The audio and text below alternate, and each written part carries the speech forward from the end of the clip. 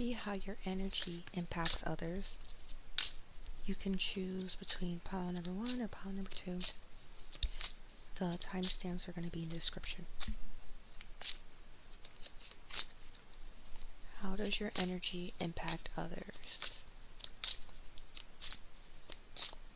Some of you guys could resonate with having like a yellow or golden aura. Okay, we're going to start pile number 1. You're someone who has like a graceful type of energy.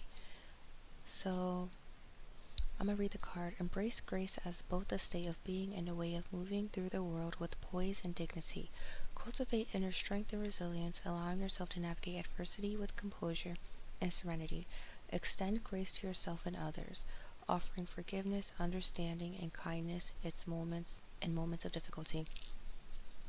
I see you as possibly someone who's more introverted. I'm getting more of like I'm getting courage in my head. I'm getting like a quiet confidence type of energy. We have mindfulness. You could be someone who's like constantly, people could tell that you're always thinking about something. You're kind of not really focused on like everyone else. Like you're just in your own world, in your own head is what I'm getting. So maybe people feel like you're someone who's kind of like always like in La La Land. I'm not gonna say La La Land, but you have more of like a calm, quiet, peaceful type of energy to you. Then we also have channeling. Allow yourself to become a conduit for divine energy, opening your heart and mind to the infinite wisdom that flows through you. Trust in your intuitive abilities and surrender to the flow of universal energy as it moves through you, guiding your thoughts, words, and actions. So people could view you as someone who's possibly like spiritual, maybe someone who's intuitive. You could be like maybe an empath energy is what I'm getting.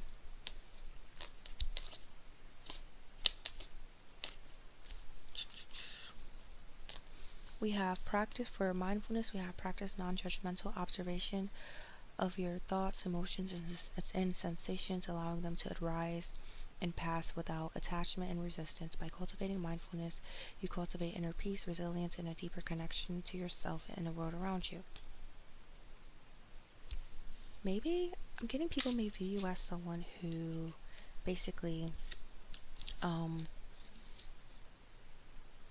is an observer. I think I said that before. You're an observer, you're introverted, you still give like a confident type of energy. I'm getting maybe like INFJ personality type. Possibly people think that you're judging them, but I think it's usually people that are projecting. People realize like when they get to know you, they realize you're not a judgmental person at all. However, they feel like you're judging them. I'm also getting like possibly like Virgo energy. You know, it's just more of like possibly like, who's an example? Like someone like Beyonce. You know how like when Beyonce walks into like a room, I don't know, it's like she has like that star energy, and she's kind of like someone who isn't really super vocal, or she doesn't really talk that much. She's just really quiet, but she has like a quiet confidence, but people notice her. You could tell she's like high value and like super empowered, and she's super graceful. That's the kind of energy you give off. Because we did get the high value card that came out. High value is not about arrogance or superiority, it's about self-respect and self-empowerment. So yeah, some people view you as being arrogant at first because of how you come off, but those are usually people that are just projecting. They think that people who are introverted are people who think that they're better than others. It's just projection. But then there's people that don't project onto you. They view you as someone who has self-respect and who's self-empowered, because we did get the empowerment card too. It's about setting high standards for how you allow yourself to be treated, how you invest your time and energy, and the kind of relationships you cultivate. So you could be viewed as someone who's like basically picky, you have boundaries, you don't tolerate disrespect, and I think that's why people kind of project that you're judgmental or you're rude. It's because you're picky, but it's okay to be picky. And that does kind of remind me of like Virgos, like the Virgo energy. As a Virgo, a lot of people say they don't like Virgos because they say we're judgmental, we're picky, we're nitpicky, we're this and that, but we just have standards, you know, that's all it really is. And like we're not going to tolerate anything less. And empowerment. Step into your personal power and agency. Empowerment also involves honoring your boundaries, advocating for your needs, and asserting your rights and autonomy in all aspects of your life. So yeah, you're just someone who has quiet confidence. You stand up for yourself. You know what you want. You're not going to take any BS from people. We have enticing. Whether it's embarking on a spontaneous journey, indulging in a tantalizing adventure, or exploring the depths of your desires, let the allure of the unknown entice you to step outside of your comfort zone. Embrace the excitement of discovery, the promise of transformation that waits on the other side. So they view you as someone who's like possibly like very, I'd say, enticing, attractive. People possibly notice like your facial features, your hairstyle. You could wear jewelry. You could have like possibly like a minimalistic type of like style. Something about your lashes, they're really pretty. You could have nice eyebrows. You could have like a nice collarbone. Just, I'm getting very, very feminine type of look. I mean, even if you're a man, I'm getting you have like a soft look to you. You could also be someone who has like a baby face or youthful look to you. But I'm getting people view you as someone who's strong and knows what they want. We have self-validation. Yeah, you're confident. You don't need validation from other people. You don't need external validation. You have internal validation. And yeah, that's how people view your energy or view you when you walk into a room. Someone who's self-confident and doesn't really care about, and they view you as a baddie, because we got the baddie awakening card. Pile number 2. How do people view you when you walk into a room?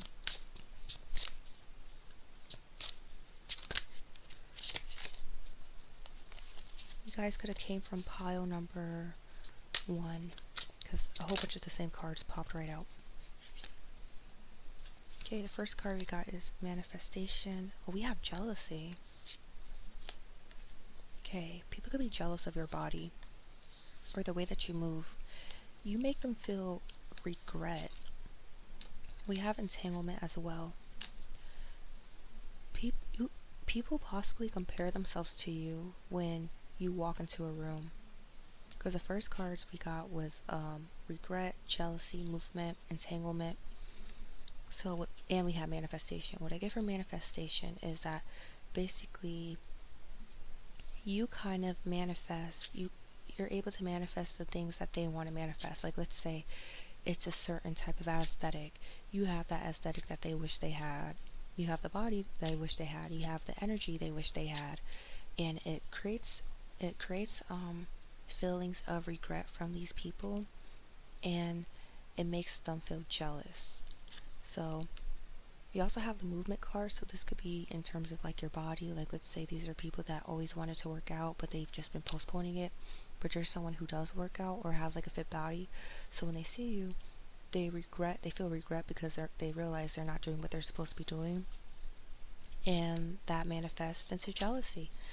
And then also like entanglement.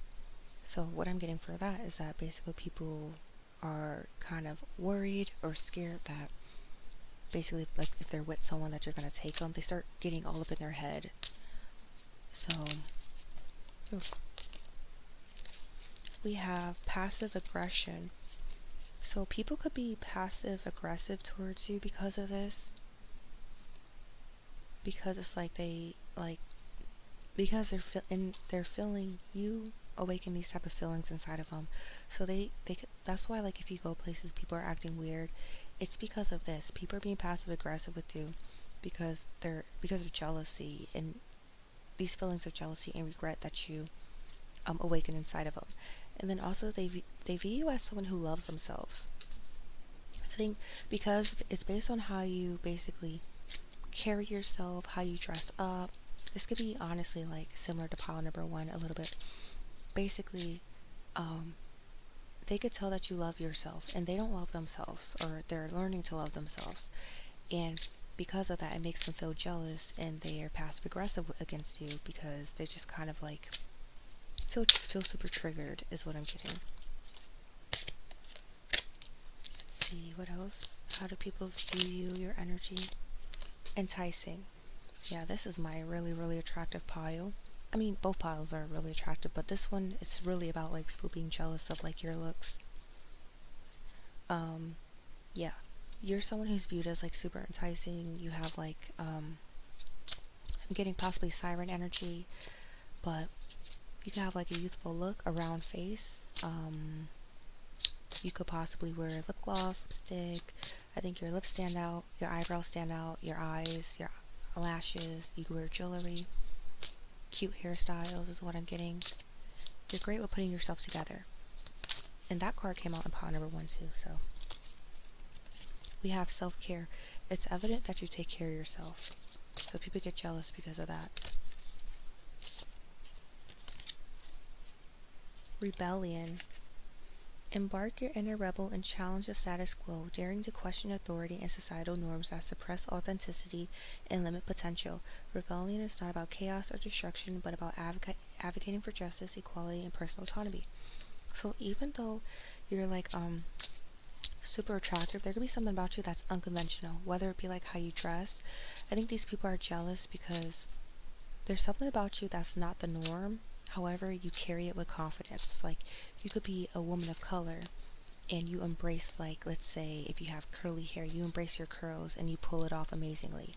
And if you're a darker skinned woman, you embrace your dark skin and you pull it off like effort. Well, we can't pull off a skin color, but I'm getting like, let's say you wear the right colors with the skin with that go over your skin. You play into the thing that makes you different, and it makes you stand out even more. So that kind of causes a lot of this jealousy too, especially if there's like people that meet of a certain beauty standard and they feel like they're supposed to be superior, but then they see you don't meet the beauty standard. However, you're outshining everybody. We keep getting the breathe card that keeps coming out. So possibly I'm getting like I'm getting breathtaking. Like when people see you, it's like, it's super like breathtaking. Like, oh my gosh. We got beauty queen. This is confirmation that you guys are really beautiful. Embrace your uniqueness, your flaws, and your strengths. They all contribute to your beauty. Cultivate a daily self-care routine that nourishes your body from the inside out, whether it's through skincare, exercise, and nourishing meals. So yeah, you look different. There's something about you that's unique and stands out. That's not like the typical standard. And that uniqueness makes you even more beautiful. Then we have ego. There's certain people that kind of get triggered. These are people that are like super egotistical. That's the reason why they start becoming like jealous or acting weird towards you. Because of their ego. You trigger this ego of theirs. They might try to say you're someone who's egotistical, but it's just projecting. And we have socialize and connect. Um, they view you as someone you could be more outgoing.